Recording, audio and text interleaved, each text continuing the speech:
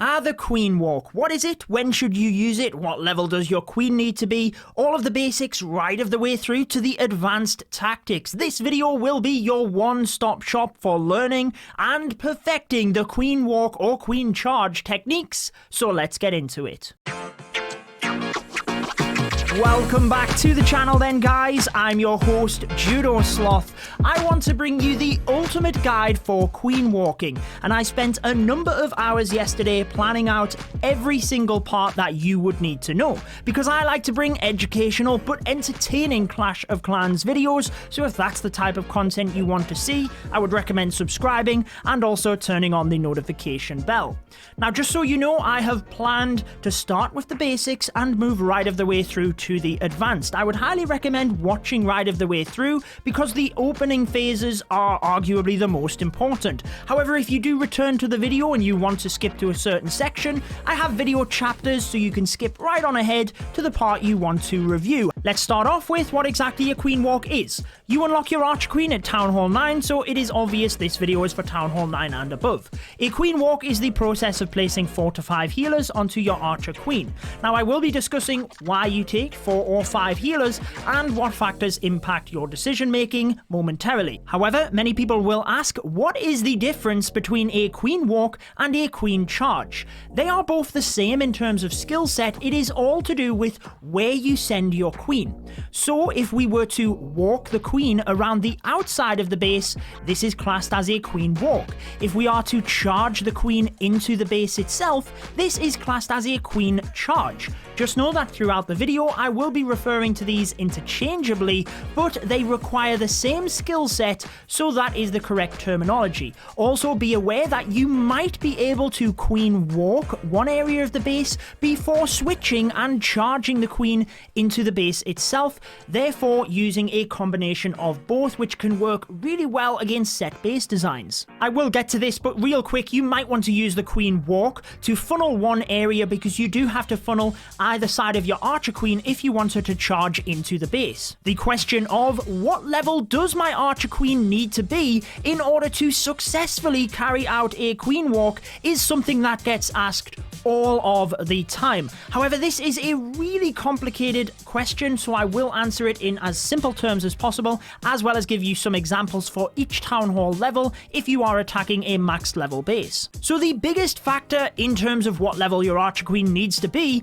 is the level of base you are going up against. Naturally, if you are attacking a lower level base, you could use a lower level archer queen. However, let's say you are attacking a maxed level base at any given town hall level, it depends on your skill set. How well practiced are you with a queen walk? If you are a higher skilled player, then you can probably use a lower level queen. However, it also depends on how much base you are trying to take out, and this is not just in relation to actually allowing your archer queen to survive. Just know that as she is a lower level, it will also take her longer to take out the buildings, hence you have less time. However, I always try and give you an example to work from. This will be relevant as I discuss how long should you queen walk for, how much damage of the base are you trying to get. I will give you some examples. However, in terms of your queen level, for Town Hall 9, I would give you the guideline of level 20. Obviously, the higher level your queen, the easier it is going to be, but start practicing at Town Hall 9 because it's going to be easier as you move through the levels.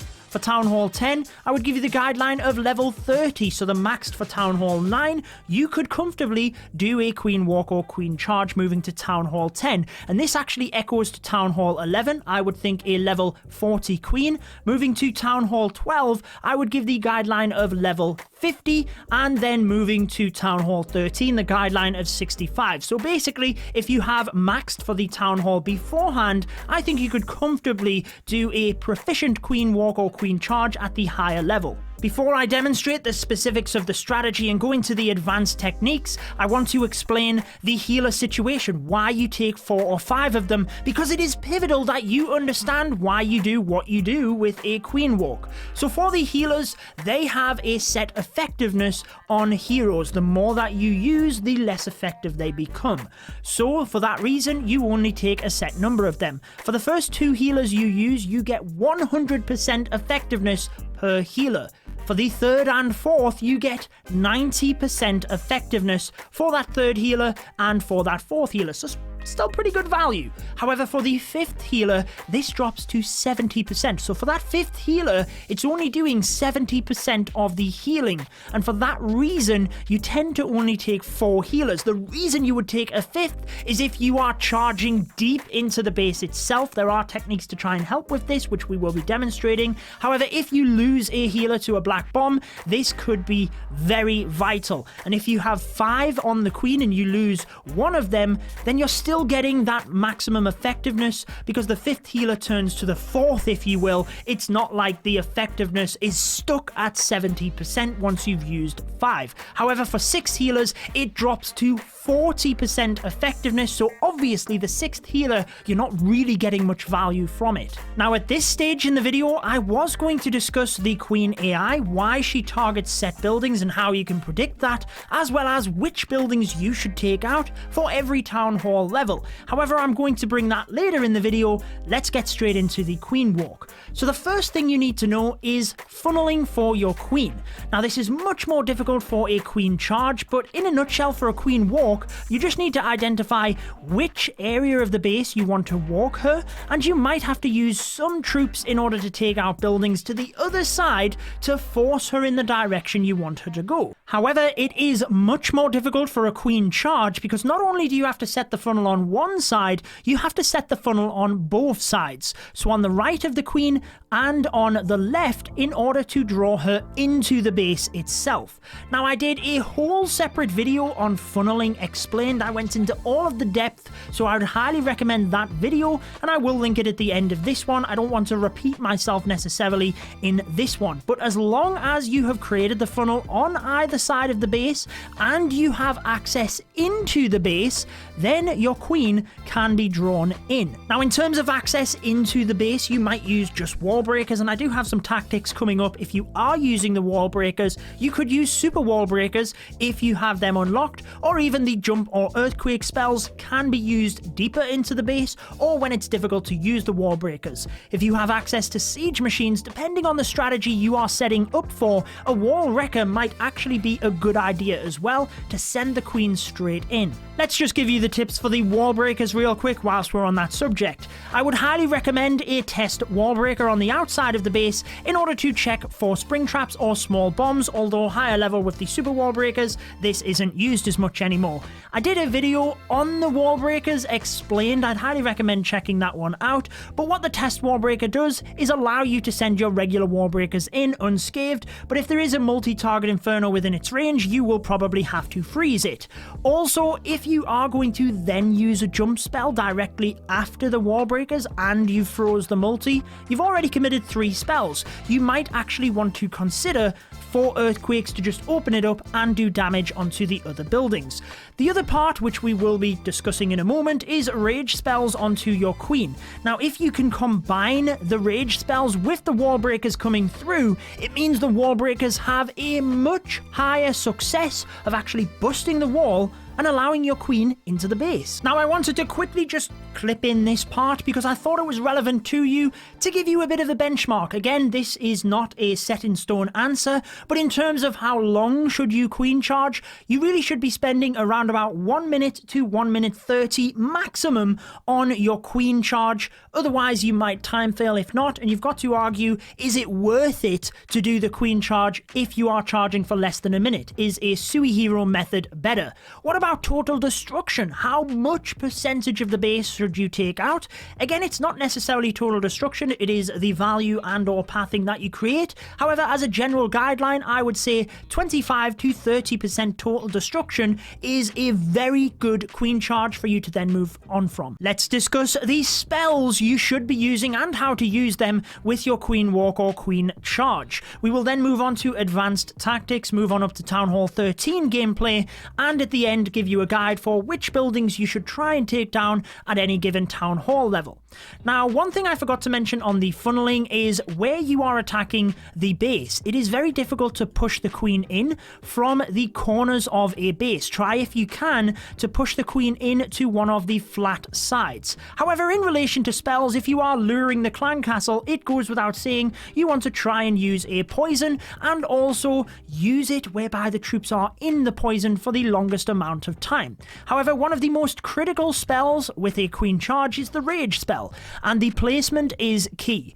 You want to try and ensure that you have both the healers and the queen inside the radius of this spell. That means the healers are boosting the healing effect, but the queen also has added damage. The healers are the priority though, so for that reason they want to be towards the back end of the spell, so that as they move forward, they are in the spell for the longest amount of time. Also, you want to ensure that you are using the rage spell at the appropriate time to protect your queen's ability. One big mistake I see is people using the rage spell too late. You should be looking ahead of where your queen is in order to know which point defenses are going to be locking onto her momentarily, because that means you might be able to use the rage spell at the right moment to protect the queen's ability for when you really need it, for example a single inferno or the enemy archer queen. Another spell that is particularly useful for a queen walk or queen charge is the freeze spell.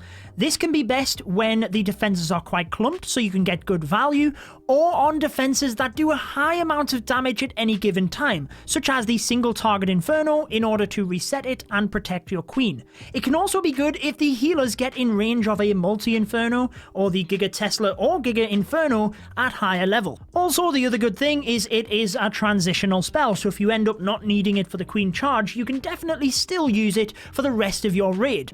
Let's now discuss some tactics to perfect your queen charge. I also want to discuss the AI of the queen, because that's quite advanced in itself, before finishing off with the guide for which buildings you should take out for any given town hall level. The first tactic I want to discuss is a coconut balloon. This is where you send in a balloon to try and find a black bomb. If you do not do this and your healers hit the black bombs, they will go down straight away, and they are worth 14 troop capacity. Meanwhile, the balloons are only worth 5. We mentioned earlier on in the video how important it was to take the 4 or 5 healers. You want to try and protect those healers throughout the raid. Many people ask, why is it called a coconut loon? Now, it was given the name because you are sending the balloon in as a test balloon, which is probably a more appropriate name, but it's going to go down, so when it does, it looks like a coconut falling out of a tree. Also, just know that if you plan on testing an area with the balloon and you have a rage spell down already for the queen, it might be a good time to send in the balloon, because the added speed it gains from the spell will help it get to the area you are trying to test easier. Also, if it's a regular war, one of your clanmates has already attacked the base and there is a replay, make sure you watch it, because it might showcase if there is or isn't a black bomb in a certain area, because if you don't need to use the balloon, then don't. A great troop to use alongside your queen charge is a Hog Rider. Now, there's a few reasons for this, one of them being it can lure out clan castle troops incredibly well. And if you can lure the clan castle troops to the edge of the map, it makes it so much easier for your queen to take them out while she's not under fire from as many defenses. If she is walking around or charging into the base, once a defense locks onto the queen, it might be that you can sneak in one Hog Rider to slowly chip away and take it out whilst it's shooting at the queen. I do have a couple of other little tactics I want to share with you before we discuss the queen's AI. I have saved this till the end of the video because I did want to just get into the queen walk portion, and also it is a little bit more advanced. But just know that you don't have to keep your queen alive. Once she has got the value you need, she can go down. And we will be talking about this right at the end of the video in relation to the guide of what you should take out with your queen charge. Now just know that healers heal ground-based troops, so you can utilize what is known as a healer switch. This could be planned if you do plan for your queen to go down, or it could happen with luck if your queen accidentally goes down. If you are using a ground-based army, the healers can switch across to the Hog Riders, Miners, the Hogs and Miners if you're using the hybrid, and you can still get some pretty good value from them. If you are using an air attack, so you can't quite use the healer switch method, the healers might still still be of benefit. If you place a wizard to the opposite area of the map, the healers will be drawn across, which will tank an air defense, and it might even take out some of the air traps. I also want to let you know where you should not queen charge from, because you have to consider what you want to get, and we will be discussing the buildings and priorities per town hall level, but also you need to make sure that your queen is not going to go down, or that you're going to have to overcommit to the queen. In this case, we are not just charging this area because of value, but more for pathing. Generally speaking, charging 4 expos, particularly if multiple of them are ground, is not a good idea. The ground expos have a greater range. Fortunately, in this case, they are air expos, but we still have to commit a lot of spells. However, it's not necessarily the buildings we take out, but it's also the pathing we create. We cut out the entire corner of the base to allow pathing in this awful ring-style base. However, I do want to briefly tell you about the Queen's AI because this is quite complex. I thought it was relevant to put it in the video. I was going to put it near the start of the video, but then just decided to get into the Queen walk. So let's get into it, and then we will tell you the priorities of what you should take out at each town hall level. This almost warrants a separate video in itself, but I will go over it very briefly because you should know what building your Archer Queen is going to target next. For any troop in the game, when it is identifying its target to attack, it will look at the closest 3 buildings and attack the easiest to get to before it then retargets for the next one.